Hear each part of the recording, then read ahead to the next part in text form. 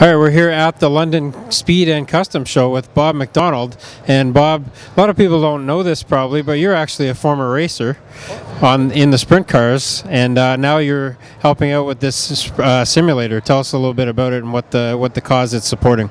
Well, the simulators evolved over a number of years. I got involved with racing against drugs because I was a racer and a police officer, and they just naturally evolved. I built the first one out of one of my Can-Am three-quarter midget race cars, and then I couldn't get enough kids through, so I built what I call pit cart simulator. So there's 5 racing stations inside the trailer. They're all on the same track racing against each other, and primarily I built them for substance abuse education with kids, to associate that with helping educate kids through the police department on the dangers of drugs and substance abuse.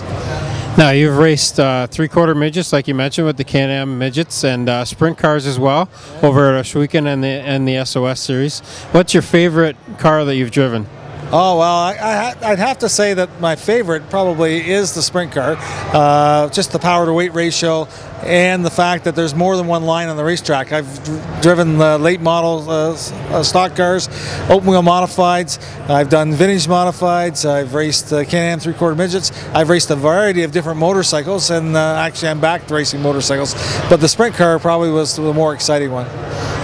And you know, some people might think, police officer racing might not go together, but tell us why you think they actually do go together. Well, there's a certain connection that I can make with young people because I am a racer, but a lot of people look at policing and they think, well, you're not really that interested in exciting sports. Well, we're just as normal as everybody else, and I've been as much a race fan as I've been inspiring to be a police officer since I was a very young age, right? As well as, if I could have been a racer full-time, I probably would have tried that. But, when you're a young person and your goal in life is to be a race car driver and a police officer, I think I got pretty much everything I needed. So it worked out pretty good. I'm pretty blessed.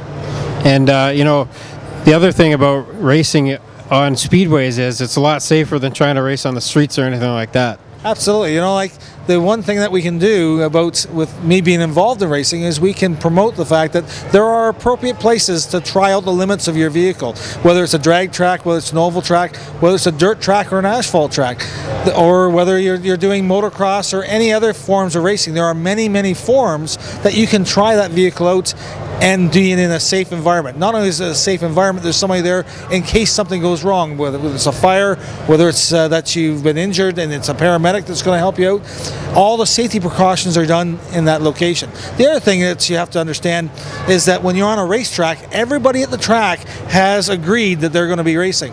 When people are racing on the street, other people that are on the street, you may think that they think that you're cool, but they're not actually thinking you're too cool. When a race fan's at that track watching a race, they came there specifically for that reason, because they are a race fan.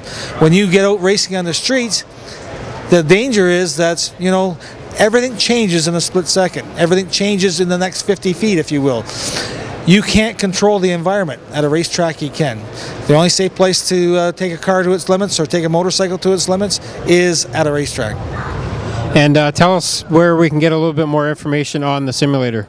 Well, certainly they can always contact me at the Woodstock City Police. Right currently, I'm seconded at the Police College. I'm actually instructing other police officers on police vehicle operations right now. But they can always contact me there, or even through Lucas Oil Canada. They have all my contacts. Without Lucas Oil, I wouldn't be able to keep bringing this to different events. I don't charge people to go and use the simulators. I've had a variety of people from the youngest of young to the oldest of old use the simulators. They all find it very exciting because you're on the same track racing against the person beside you.